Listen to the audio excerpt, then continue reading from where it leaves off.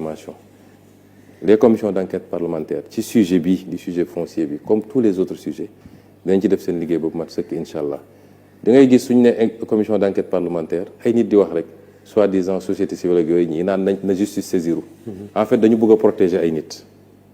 parce que loi dafa ne dès que la justice se saisit la commission d'enquête est dessaisie léegi nag ñoom su ngeen fàttali ko en 2024 bi coow li amee fii avec le conseil constitutionnel ñii naan corruption am na ñii naan corruption amul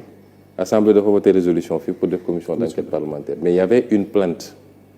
boobu moo bloqué lépp kon ñii di wax soi-disant société civile yu demee noonu dafa am ku leen di wax loo am na ay nit yu ñu bëgg a protéger moo tax ñu naan nañ ko jëlee ci assemblée yóbbu ko justice mi ngi fi boobu ba léegi deful liggéey bi wala saisiruñu ko pour mu def ko wala amul élément yu mu ko defee li ne ci loxoom it ma nga fi depuis boobu ba léegi déggaguñu ay conclusions wala des renvois wala non-lieu donc assemblée nationale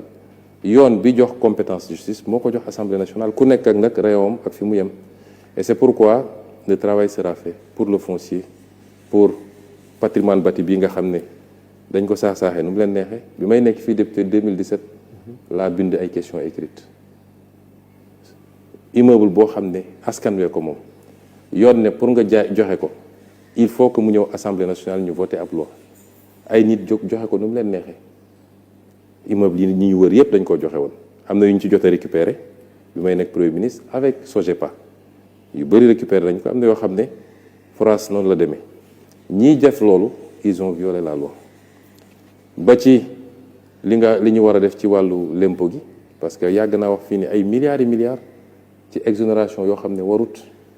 ak ci yeneen ak yeneen ay remises gracieuses ay autorités di violer la loi di joxe lu leen neex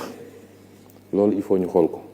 donc loolu mooy les commissions d'enquête parlementaire donc ci foncier bi comme ci yeneen yi ba ci licence de pêche yi